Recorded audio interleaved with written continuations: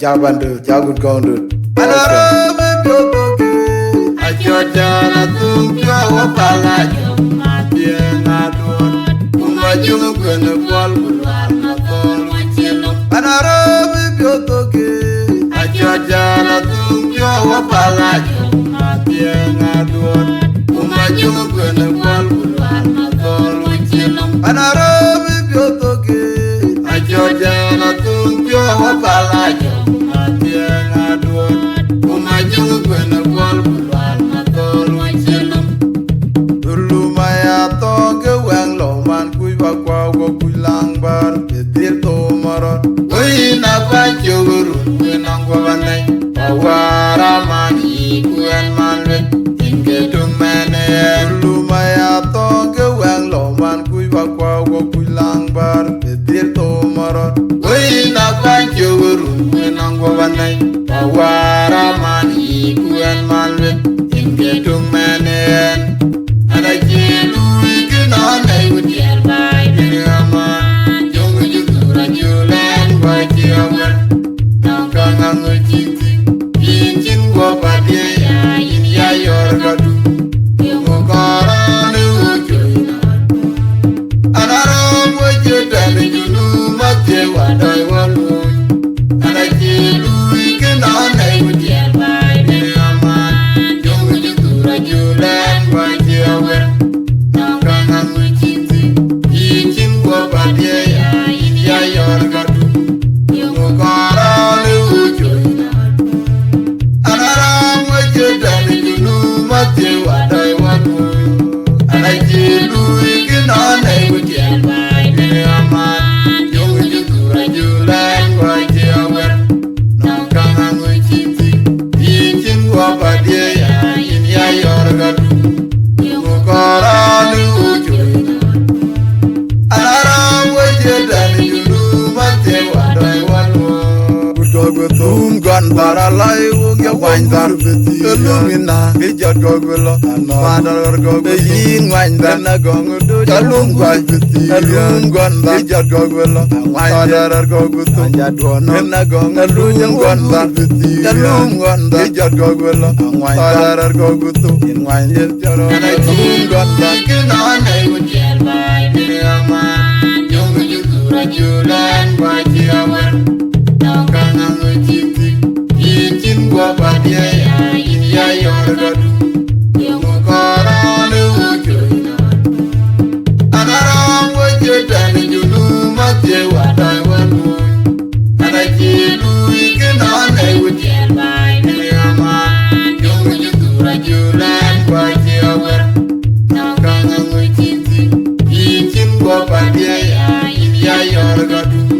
Yungu korani ujoina Anaram wajudani junu matye wadai wanu Ada jilu ikina na iwuji albai Diriama Jungu jukura julan baji awar Nangkanga ngujinti Incin gua padye ya ini ya yorgadu Yungu korani ujoina Anaram wajudani junu matye wadai wanu Anarabe biotoke Ajojana tumpio wapala Joma biena duon Umajumu kwene kwal Bulwar na kol wachilum Anarabe biotoke Ajojana tumpio wapala Joma biena duon Umajumu kwene kwal Bulwar na kol wachilum Anarabe biotoke Ajojana tumpio wapala Joma biena duon Umajumu kwene kwal Bulwar na kol wachilum Dulu maya toge wang lo man kuy bakwa go kuy lang bar Petir to marot Uy na pancho gurun Uy nang gua banay Pawara mani kuyan manwet Inge tumene Dulu maya toge wang lo man kuy bakwa go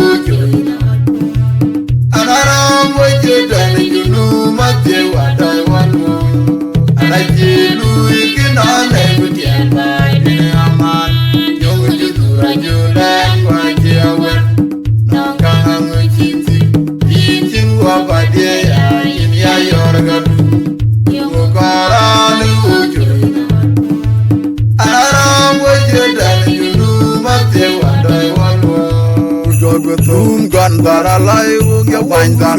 Kalumina ke jot go gulo. Badar go go yin wang dar na go ngudu. Kalum gon dar ke jot go gulo. Badar go go tu. Na go ngudu gon dar. Kalum gon dar ke jot go gulo. Badar go go tu. Wang ye charo na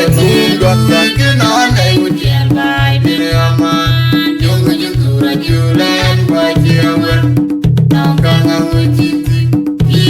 Gua badia ya yor